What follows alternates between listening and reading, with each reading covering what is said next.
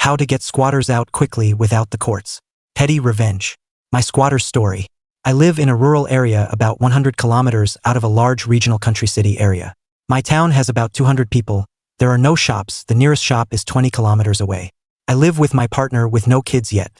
Four couples who are our besties decided that we should all go on a 4WD camping holiday together to the top of Australia on Cape York Peninsula. We organized our annual holidays to coincide together, and we would be away for just under 4 weeks. My neighbor also joined us, but his wife does not like camping or 4WDing, so she stayed at home. About 2 weeks into our trip, we were camping rough just alongside rivers, creeks or near the beach as we very slowly meandered our way up to the tip of Australia, doing lots of fishing and swimming in waterfalls, etc. We rarely pass through towns and therefore have no phone reception most of the time. As we near the top, there is a town about an hour from the tip, and we call in there to fuel up, get some more supplies, etc., and our phones start beeping madly with numerous missed calls, text messages, messenger, etc. as phone reception is made again. My neighbor's wife left many messages stating someone had moved into my house, 1 man, 1 woman, and a small child. She did ask them what they were doing, and they stated they were friends of the owner but wouldn't state the owner's name. I contacted the police, who was also a friend of mine, and he said he would investigate. The following day, I returned to the fuel station, which had phone reception, about 1 hour from our campsite, and the SGT told me he went to my house and there were indeed 2 adults and 1 child now living in my house. They were unloading a trailer with furniture when he arrived. The male told the SGT he had a rental agreement with me, but upon being asked for the rental contract became defensive and stated any issue between them and me was a civil matter and the police have no power to investigate. He also stated if pushed he would claim squatters' rights. The police left. The SGT told me he couldn't remove them as it was a civil matter, even though I said they must have broken into the house to gain entry. He apologized and said his hands were tied, so to speak. He warned me to be careful, as if we forced them out they could sue us for a variety of things including assaults, etc., so be mindful of how we handle this. He said he was aware this sort of thing had been occurring where squatters either prop somewhere until a court orders them out, thus getting 6 to 12 months free accommodation, or alternatively being forced out and suing for damages to get money. I returned to the campsite and told all my friends. We spent the next 6 hours talking about how to deal with it, from dragging them out and throwing them into the road to taking them to court. Going to court could take months, probably 6 to 12 months, so that was not an option. We did, however, finally decide on a course of action. The following day, I contacted my police friend and asked him what he thought of our plan, and he agreed it was a good decision. In fact, he often wondered why others don't do the same thing. But he reiterated that he could never advise anyone to actually take this course of action. And he was very specific when he said we must adhere to this plan as I described it on the phone. Don't get impatient and deviate to make it happen quicker. Stick to the plan. My neighbor's wife said they weren't damaging or stealing anything yet, so we decided not to return immediately. We continued on our holiday but we decided to return 4 days early to enact our plan. So that meant we only had 2 more days left at the top before making our way back down south. We didn't want to ruin our much-awaited holiday with all of our lovely friends, as it possibly would be the last time all 4 couples and us could go away together like this. So my partner and I decided to make our way back home as we had planned, slowly with all the same stops and overnight stays. If we really wanted to, we could have driven back home quickly within 2 days. However, both of us felt that with this in the back of our minds, it did ruin the last half of our holiday, as we were constantly thinking about it and couldn't really enjoy our time away as much as we could have. So, finally we arrived back home, but instead of going to my house, we all go straight to my neighbor's house and pull up there.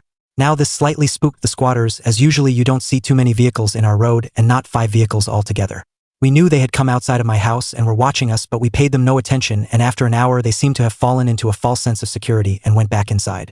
We all set up our tents on my neighbor's property, which was about 100 m away from mine.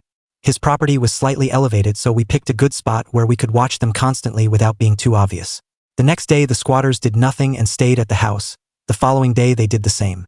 Now this was concerning, as our plan could only happen if they left in their car. The 3rd morning we saw the male leave on his own, and about 30 minutes he came back. We think he might have been testing the water, so to speak, to see if we went over to the property. But we didn't, as we realized the female and kid were still inside. Then about 11 a.m. they all got into the car and drove off. One of our friends discreetly followed behind them, and he was calling us every 15 minutes to update us where they were going. After they drove past the shop 20 minutes away, we presumed they were driving into the major town to shop. Some 3 to 4 hours return drive. We then went over to my place and removed all their property, taking it out onto the road adjacent to the fence and dumped it there. I then got a massive big industrial chain I have in the shed and secured it between the posts of my driveway. The rest of the property is fenced from the road. We then packed up all the tents in my neighbor's place and everyone moved into my house. Our other friend had advised us they just hired a trailer and we wondered if they had decided to move out and perhaps we had acted too quickly. But inevitably we decided we acted correctly.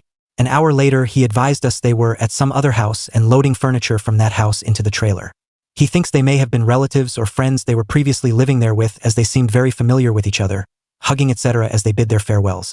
So they were coming back to my house with more furniture. We took this opportunity to relocate all their possessions further down the road away from my driveway and possible conflict when they return. I borrowed my neighbor's tractor, scooped all of their stuff into the bucket of the tractor and dumped it 100 meters further down the road. Then I parked just in front of the chain across the driveway with the bucket facing the road, really blocking access to my property now. My neighbor said if they tried to enter with their vehicle, then his tractor was there to let them know he would pick up their car and flip it back onto the road. They arrived an hour later. They stopped at the pile of possessions out on the road, and the male stormed up to the driveway where all 11 of us were waiting for him. This idiot tried to claim he had an agreement with the owner until I told him I was the owner. Then he said they had squatters' rights, and we had a really big verbal argument to which he ended up stating that we acted unlawfully, and he was getting the police to ensure he could get back onto my property. Surely enough, the police did arrive, and it was my SGT friend who didn't pay too much attention to this guy's rantings. The SGT just flipped the whole scenario back onto the squatters by saying, "Maybe whilst you were away these people have squatted where you claim to live, and as such it is a civil matter, take it up with the court. But you cannot go onto this property as it is in possession of this person, me, now, so pack up all your stuff on the side of the road and leave." He tried to have me charged with throwing all his stuff out of the house onto the road, but the police asked if he had proof that I did it, i.e. video, pictures, etc. His woman then falsely claimed she had seen me do it and wanted to make a statement. This is when my friend stepped up and advised the SGT he had followed them all day and had them on his dashcam. The SGT asked the woman what time she witnessed this and said just after lunchtime, to which my friend queued up the video to that time and advised her he had just seen a video of her in a shopping center car park 100 kilometers away at that time. And now he wouldn't believe anything she said. Alternatively, he said, "You can make a statement and I will charge you with lying under oath." They left. A week later, I spoke to the SGT who told me he followed them around town for 30 minutes, while they seemed to be scoping out other places to move into. With the police following them everywhere, they drove back towards the bigger regional town. However, to hurry them along out of town, the sergeant pulled them over and gave them a traffic ticket for overloading their trailer as it now had twice as much shit in it. So my advice if you have squatters is to wait until they all leave for shopping or whatever and retake possession of your property. It was a lot quicker and cheaper than court. From now on, when we go away on holidays, we are getting friends in to house sit. P.S. I have the best friends.